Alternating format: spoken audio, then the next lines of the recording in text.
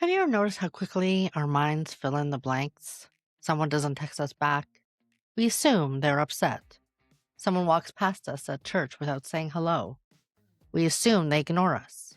Someone disagrees with us online. We assume they're attacking us. The truth is, most of the time, we don't know what happened, but our brains hate unanswered questions.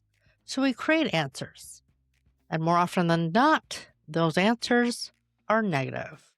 Welcome to Unpolished but Called.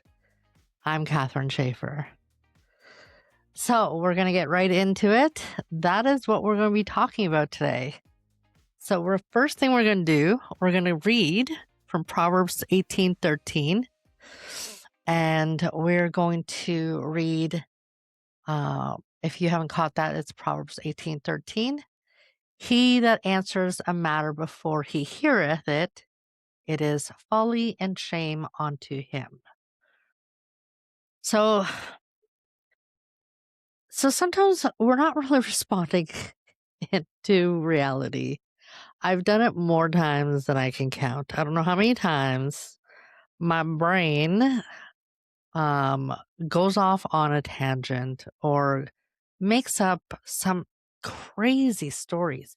I mean, kudos to my brain. It's quite imaginative, quite the storyteller. But we're responding to assumptions, right? We make up stories. We fill in the blanks because we don't like unanswered questions. So we assume that maybe that we did something wrong or somebody's mad at us. But we fill in the missing information that we don't have because we don't have all the facts. So we create those stories. But the problem is those stories are usually wrong. So, like, how many times do you send a text message and the person doesn't reply? And you're like, oh man, I know that person's always on their phone. Like, I see them all the time on their phone. Why aren't they replying? Why aren't they replying? Like, I see them all the time on their phone. Not realizing that maybe they had a doctor's appointment, maybe they're at work, maybe their phone's dead. I mean, who knows? Maybe their kid's watching something on their phone and it's tied up, or they blocked you. It's happened. It's happened a lot. I mean, who knows, right? Or and you come up with some wild stories, like, and then you start replaying. You start replaying like the last 3 conversations you had with that person. Did I say something? Did I do something? Was it the fact that I didn't bring their pie plate back yet? Maybe it was the pie plate, right? Or they're short with you. Like maybe they didn't answer in their usual kind way. So then you're like, oh man, why were they short with me? Right? They didn't invite me to something. They didn't like my post. Why didn't they like my post? They always like my post. They always like my post. They didn't like my post. Was it something I said? Was it too political? Was it too Christian? Oh, did I say something in that post? So then you start dissecting your post. You drive yourself absolutely crazy and your brain starts spinning completely. Craziness, right? And our brains become amateur detectives. We start dissecting our posts, our conversations. Did we give them a look? Did they give us a look? What were our last 5 to 10 interactions? And the verdict is always bad news because our brains tell us absolutely with conviction, you're guilty. We're always guilty because it's always our fault. We obviously did something. We obviously messed up somehow. We obviously didn't return something in time. We said something. We did something. We gave a look. Maybe we left church too quickly and the person wanted to talk to us. Maybe we saw them at the grocery store and we didn't realize it. Our brains are crazy storytellers, fabulous storytellers. Absolutely. Because we rarely assume the best. Like, maybe they were busy. Maybe they had a doctor's appointment. Maybe they took a nap. Right? Because if someone doesn't respond for 6 hours, how often do we actually think that they're busy? No, we instantly go, oh, they must be mad. They must be mad because I obviously upset them. What? Or they don't like me anymore. They obviously do not like me anymore. Our friendship is over. That's it. I messed it up because I always mess up friendships. Because I shouldn't have said something. Absolutely, I've ruined everything. I'm a ruiner of people. I ruin everything. Because we often assume the worst motive before considering any other possibility. It can't be the best. Like, they're busy, they're napping, their kid has their phone. We don't assume anything else. We never do. It's always the worst case. Why? Why do we do that? Why are we so neurotic? Because fear. Because fear absolutely loves filling in the blanks. Fear hates uncertainty. So it creates certainty, even if it's false. We'd rather believe a bad story than admit we don't know the whole story. But assumptions often create wounds that reality never intended. Oof. And I do that too. And I don't know why. Maybe I'll work it out in therapy. Pray for me. Pray for my therapist. Because it's true. It's absolutely true. We hurt ourselves by doing that. Because if we just didn't assume anything, then we wouldn't create hurt that actually doesn't exist. Because then we wouldn't feel pain like we've done something wrong. We're bad people. We're the worst. We always ruin things. We always ruin friendships. We must have obviously done something wrong. We've obviously hurt the other person. Now they don't want to be our friend. So we create this whole narrative that we're such horrible people. That isn't true. So we hurt ourselves in the process of creating this elaborate story. But here's something I want to remind you.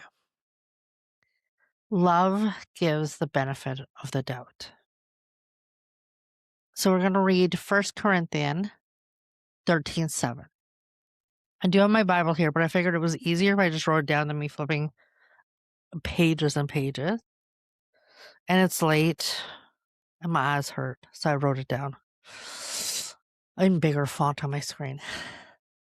So 1 Corinthians 13:7. Beareth all things, believeth all things, hopeth all things, endureth all things. So that doesn't mean being naive. It means refusing to immediately assume the worst about people. Love leaves room for another explanation. Love pauses before reaching a conclusion. So I think instead of letting fear walk in through the door first, we need to leave space for love to go first. And I know that's easier said than done. I struggle too. I think that's what I struggle the most with. Because fear is so prominent and it acts so quickly. Love is always a little slower. fear walks much faster. It's like a sprinter. I always like to use the analogy of like marathon runners and like racetracks. So I find fear is like a sprinter, like a 100-meter sprint. It's very quick through the door. You hardly see it coming. But love is slow, like a marathon runner, right? Paces. It's not there all at once because it's got a long ways to go to get to the finish line. But if we leave space and we think about things rationally and patience, I think that we have a better chance of being able to not immediately think the worst. Not just making up stories, but also assuming the worst in people and then making up stories and making ourselves feel bad that we've somehow ruined the friendship. Because we don't just think the worst in people like, oh, they don't want to talk to her, they're ghosting us. But we also create wounds in ourselves that we've lost that friendship. And then there's the grief that comes with that and the hurt and, all those things that come with it. So I think, if we give ourselves a chance, I think there's a lot of growth that can happen in that. And I know for myself, I do want to work on that. I think that's something I definitely need to work on because I do that so often. As soon as, and I don't know if that where that comes from. I don't know if that's like um growing up not very secure or if that's just from growing up with a lot of trauma. But I make rash assumptions that the moment I don't get the response I expect, I instantly internalize it that I must have done something to make that person not want to respond or that I've pushed that person away. And it's not even that I'm assuming the worst about them. That's not even it. It's literally me. Like I must have done something. Um, and that's something I need to work on, which is why I mentioned that I need to work on that in therapy. Because and I need to let the Lord kind of heal that in me. And I'm so grateful that He's brought, you know, that healing process to me between reading my Bible, the verses that He's shown me, and the help from professionals. Because sometimes we need help from other people.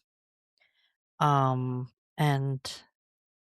it's good because that has always been an issue, and I'm no spring chicken, and that has always been an issue as long as I can remember.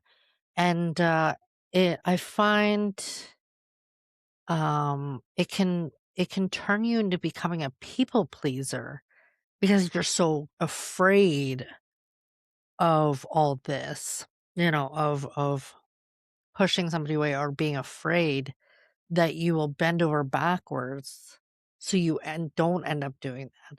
But that's not healthy either. That's not a good relationship either. Because then you get taken advantage of and it turns into a whole thing. So you want to have a healthy friendship, you want to have a healthy relationship with people. You don't want to end up, there you want to have like a mutual respect with people. You don't want it to turn into a whole thing.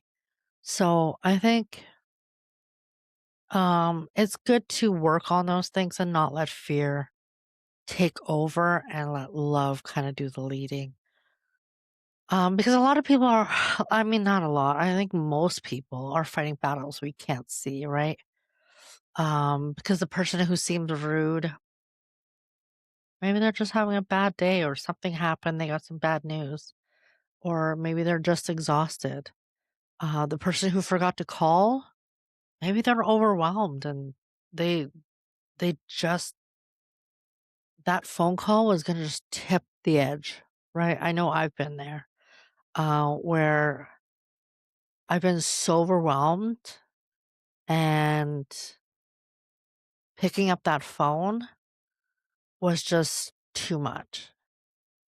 It was just one more thing that I just couldn't do. Um, the person who seemed distant, maybe they're struggling and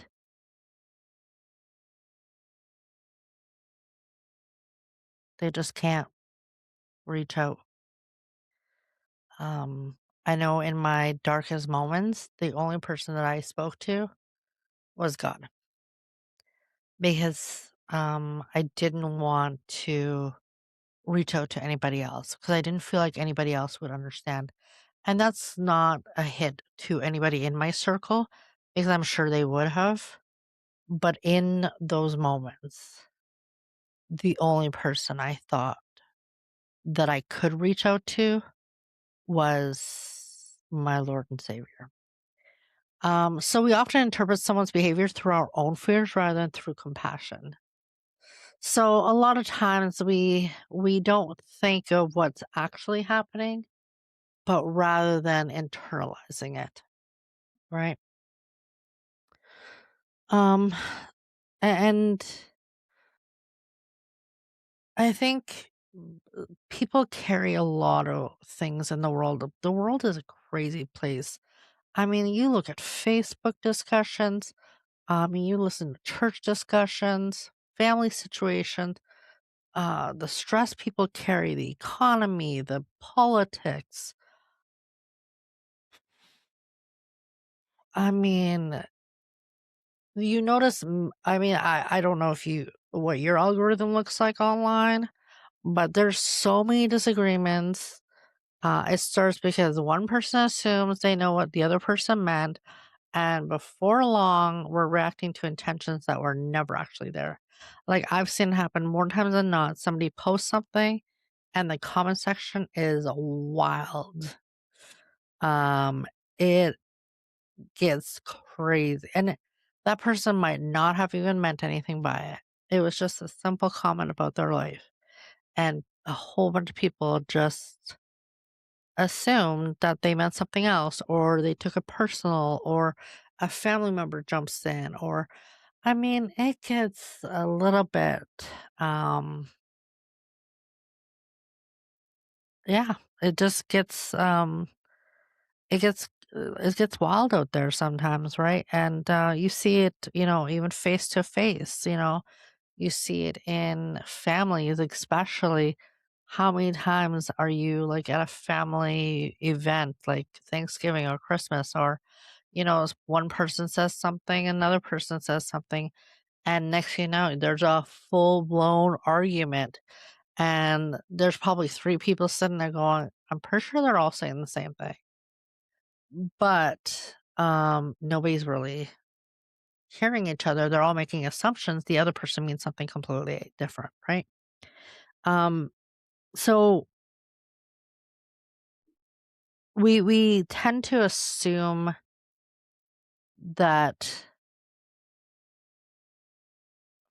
things that aren't really there. And our brains like to make up stories. Our brains are very good at trying to fill in the blanks and fill in those gaps and being amateur detectives. I mean, we watch enough crime documentaries, if you're anything like me, where we try to figure out who the killer is and who did what, and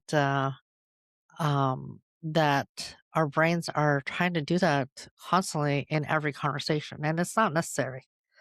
Sometimes something is exactly what it is. Whatever you have in front of you is exactly what it is. It doesn't need to fill in any blanks. If somebody doesn't call you back, they're just not calling you back, and that's okay.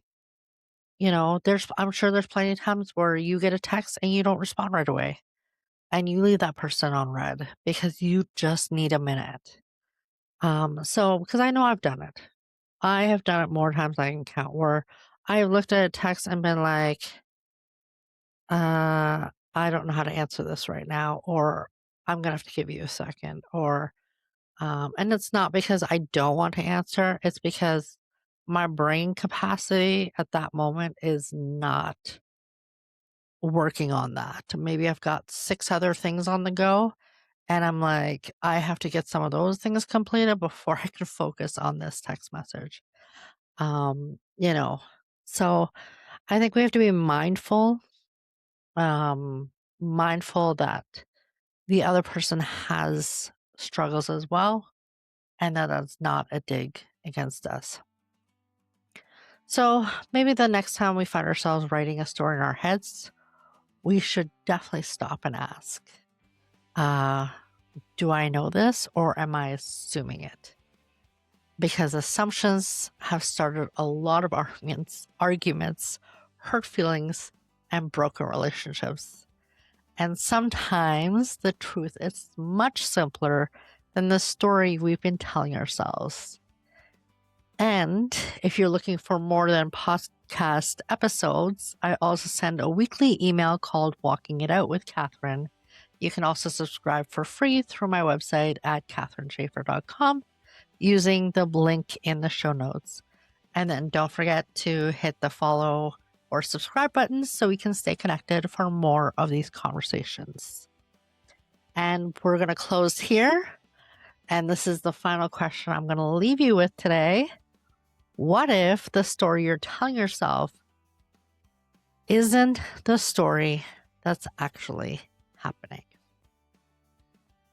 All right, friends. And we will talk again real soon. God bless.